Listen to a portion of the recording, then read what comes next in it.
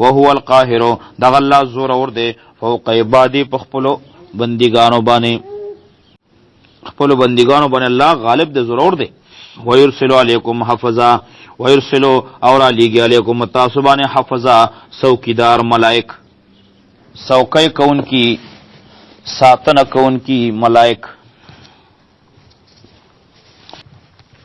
حتی تردے پورے اذا جاء احدکم الموت چراشی تاسو نے او کست مرگ توفته رسلنا چه قبض کوي غلرا زمنګ ملائک توفتو چه مړکی اغلرا چه ساخ لیدا غنا قبض کی اغلرا رسلنا زمنګ ملائک وهم لا يفرطون اغوی نقصان نہ کوي اغوی سکمې نه کوي ثم ردوا الى الله بیا به واپس کړي شي الله تعالی ته مولاهم چې مالک دې دوی بالحق الحق پرشتیا چې دوی مالک په حق لري الا خبردار له الحكم حاز دغه لپاره حکم دی فیصله ده او هو اسرع الحاسبین او هغه ډیر زری حساب کوونکې دی حساب کوونکو نه قل ورته وای مې ينجيكم سوک دے چې تاسو خلاص کی من ظلمات البر د تیرو د اوچنا والبحر او د دریابنا تدعونه چې تاسو را بلې غلرا تزروان په جزء سرا او خفیا او پټه سرا لئن انجانا کچره مونږ اخلاص کړو مونږ ته نجات راکو من هذه دې مصیبتنا لنکونن خامخاشوب مونږه من الشاکرین د شکر کوونکو نا قول الله هو الله تعالی چره ينجيكم تاسو بچ کوي تاسو خلاصي من هذه دغه مصیبتنا ومن كل کرب او د هر قسم غمنا ثم انتم تشركون بیا تاسو شریک جوړوي د الله سره قول ورته هو القادر دغه الله تعالی قادر دی دغه الله تعالی زور اور دے قادر دے قدرت والے حالا ان پدے خبر بانی یبعث علیکم چراولی کی پتا سو باندے عذاب من فوقکم عذاب د پاسنا د برنا هاو من تحت ارجلکم یا تاسو د خپو د لاندینا او یلبسکم یا تاسو گډ وټ کی شیان فرقے ډلې او یلبسکم یا گڑوڑ کی تاسو شیان مختلف ڈلے بیلے ویزیق بعضکم او سکوی زنستاسو تا باس بازن جنگ د نورو ہنظر گورا کیف نصرف الآیات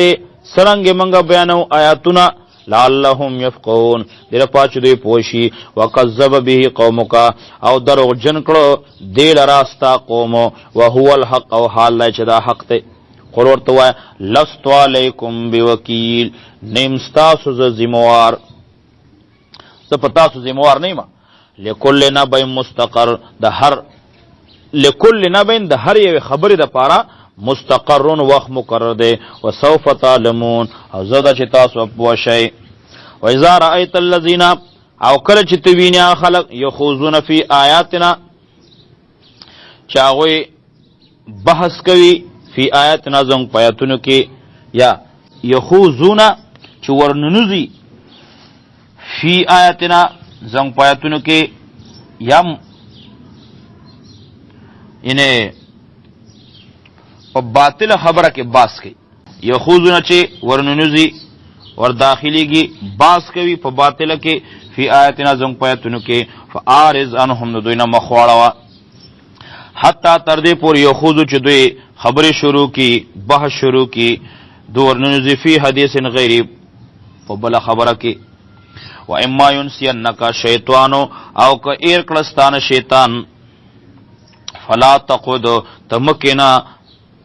تمکینا بعد ذکر رستو د نصیحتنا مال قوم الظالمین قوم ظالمانو سرا